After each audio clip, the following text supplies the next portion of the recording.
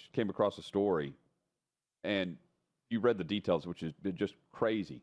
Vince McMahon, former CEO and owner of WWE, accused of sex trafficking.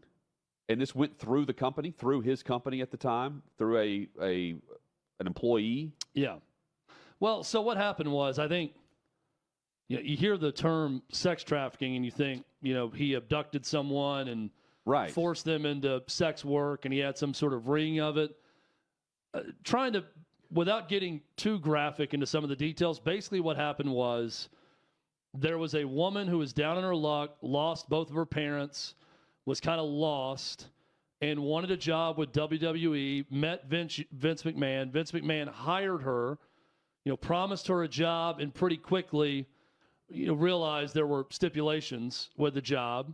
And she is claiming that Vince McMahon used her for sex and also essentially, for lack of a better term, pimped her out to other executives in the organization, to Brock Lesnar, that they were trying to sign at the time. He's named in the... Pressured her into creating sexually explicit content specific to different WWE talent or executives. There's a lot of details in the lawsuit, but this stems from 2022, the start of 2022. She signed an NDA, but as part of the agreement on the NDA, he was to pay her $3 million to sign the NDA.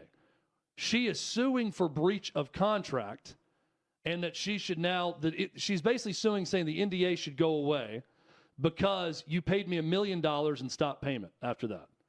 So she got $1 million of the $3 million, and now she's mad about that. So she is countersuing for breach of contract to get rid of the NDA.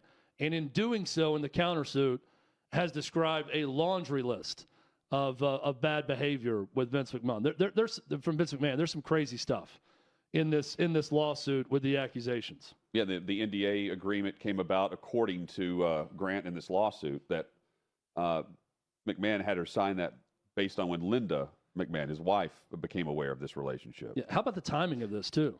Yeah, and I mean, this is not the first time. I'm assuming that deal is signed with the $5 billion and Netflix and everything. But so he's not a part of WWE though. Yeah. This is now Endeavor, which is Ari Emanuel, and TKO, which is this new business that formed whenever Endeavor purchased WWE. They had already purchased UFC for $4 billion, and they merged the two together into TKO Enterprises or whatever they're going with. Yeah, they had the presser. They were on the New York Stock Exchange, I believe, yesterday or the day before, and they've named Dwayne Johnson, The Rock, to their board of directors.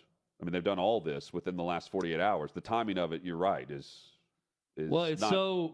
It doesn't feel like it's coincidental. You know, I mean, they've done all this within the last 48 hours. The timing of it, you're right, is well, it's not, so...